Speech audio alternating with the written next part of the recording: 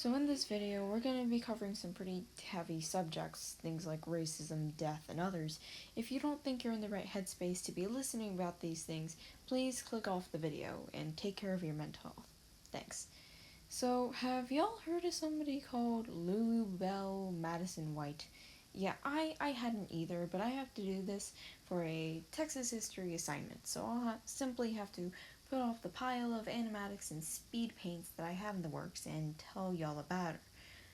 So, Lulu Belle Madison White, which, by the way, is the most southern name I have ever heard in my life, and I'm from Texas, guys. She was an African American woman born on August 31st, 1900. Not exactly the best circumstances, I know. Her dad was a former slave, and she had 11 siblings. Girl was practically a Loud House character. Please don't copyright me, YouTube. I'm sorry. Anyway, as a woman of color growing up back then, life was insanely hard. She believed, obviously, that people deserved equal rights, both women and people of color, and she was treated extremely unfairly for this. People would call her unladylike and a communist, which, by the way, is insane and a completely wrong definition of communism. Anyway, what I mean to say is she got quite a bit of hate. And having 11 siblings couldn't have been that easy either. Like, can you imagine? Layla, Chad, Jack, what is your name again? Lulu. Right, come down here. My parents don't even get me and my sister's names right, and there were only 3 of us. The point is, life, in a word, must have sucked. Even though she faced all this insane oppression and hate for, just having something that she couldn't control, she somehow managed to go to Prairie View College, graduate, marry a nightclub owner called Julius White, and then survive in Houston, Texas, which at the time was one of the most segregated and racially terrorized cities in the entire state of Texas at the time, due to racially prejudiced laws known as Jim Crow laws and high numbers of the KKK, a white supremacist group that really did not like colored people. Fighting against this outright and blatant racism was the NAACP, or the National Association for the Advancement of Colored People. Lulu joined the Houston chapter, and becoming the first female executive secretary.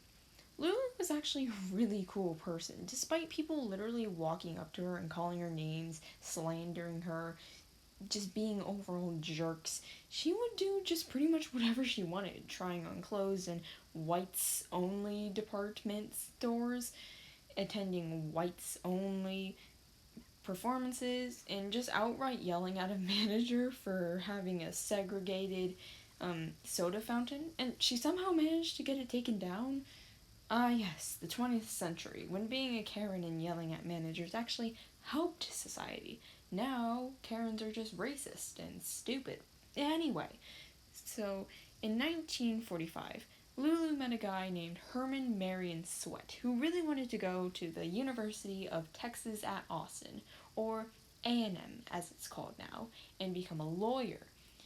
However, the school was prejudiced to say the least. In fact, when they responded to his applicant letter, they literally said, "This applicant is a citizen of Texas and duly qualified for admission to the Law School of Texas, save and except for the fact that he is I'm not sure I'm allowed to say that, or YouTube might think I'm a slur and strike me, but the Spanish word for black."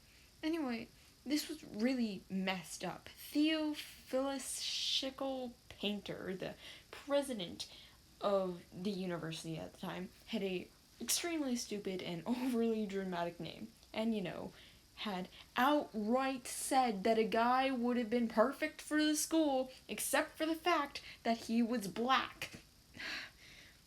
Anyway, so Sweat with Lulu and the NAACP took the case to court and actually won too. Sweat was allowed into the university and the school was desegregated, but for good reasons, Sweat actually declined, which I get. I mean, if he'd gone to school, he would have faced racism, violence, potentially death.